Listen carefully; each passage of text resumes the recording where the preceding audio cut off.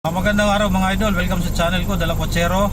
Shoutout po sa lahat ng mga kaibigan natin, Luzon, Visayas, Mindanao, pati po sa ibayong dagat. Magandang umaga, tanghali, gabi po sa ating lahat. Ingat po tayo kung saan man kayo sulok ng daigdig naroon. Sana po ay mag-ingat kayo at laging masaya.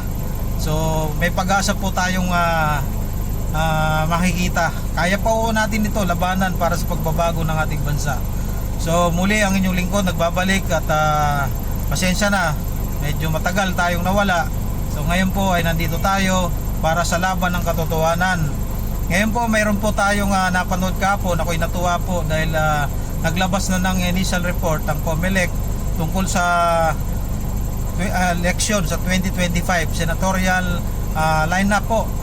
So initial report po ito, mayroon pong 66 na ang nakalista sa kanila at ito po inilabas nila kahapon at official po, nasa kanila galing ang balitang ito. So gusto ko lang pong i-share sa inyo at manawagan sa inyo mga kababayan, kahit saan man kayo naroon, Kristiyano, Muslim, sa lahat po ng Pilipino, mapayaman, mahirap, ako po ay lumalapit sa inyo. Hindi po kami after sa pera o na nangingi o na bayaran. Ako'y natuwa dahil nung mapanood ko yung listahan, nakakatuwa po. Mayroon po diyang lumusot yung ating kaibigan. So sa 66 po, napasama yung ating kaibigan. Ito po si Mr. Olivar Jose Jesse de la Calzada po.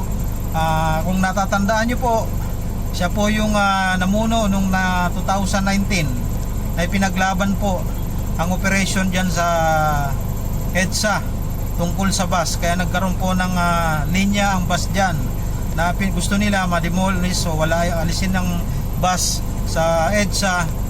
Ito po ay lumaban. Tumayo po si Mr. Olivar Jose Jesse de la Calzada para tulungan ang mga kapwa niya bus driver, mga driver sa Pilipinas. So siya po yung presidente ng isang sa union po ng transportation dito sa buong Pilipinas.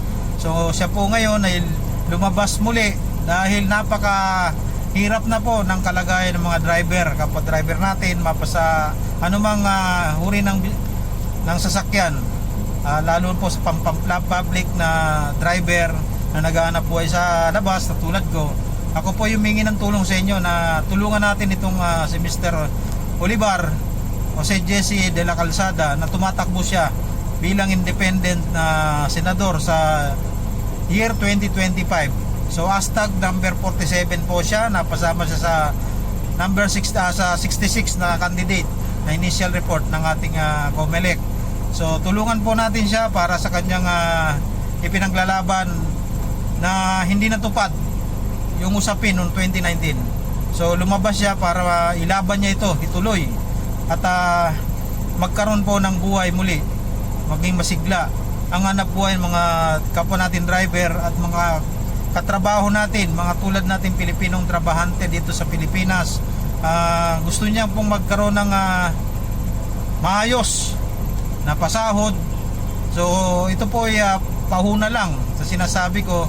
So maglalabas po kami ng video na plataforma na siya mismo magsasalita sa harapan ninyo at humingi ng suporta sa inyo.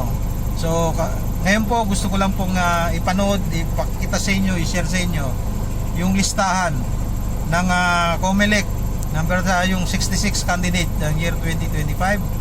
So meron po tayong nakalap, kaya ako shoutout din po sa may mga may-ari. Hiniram ko po ang inyong video.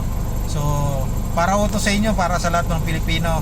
Ako po ay nagpapasalamat at pasiptabi po. Gagamitin ko yung inyong konting mensahe na dinugtong ko po sa aking maliit na video na gusto ko rin i-share sa mga kapwa ko Pilipino, Luzon, Visayas, Mindanao. Sana po maintindihan nyo at maraming salamat po sa may-ari nito. Credit to the owner po ito, sa inyo po ito at sa lahat ng Pilipino at sa ating bansa po ito para sa kabutihan at kaunlaran. At sana magising na tayo mga botante. Pag-aralan natin, tingnan natin. Huwag naman yung pabalik-balik tayo na alam naman natin walang nangyayari. So subukan natin itong mga tumatakbong independent. Tingnan natin ang kanilang plataforma at kakayahan. Baka tayo tumama rito. Matagal lang tayong tumataya, lagi tayong talo. Kaya ito naman, pagbigyan natin ng mga nagtumatakbong dependent at lalo na itong si Mr. Olivar Jose Jesse de la Calzada, hashtag 47 Senatorial 2025 po. So maraming salamat. Panoorin nyo po itong konting listahan ng galing sa COMELEC. So maraming salamat sa inyo mga idol. Welcome sa channel ko.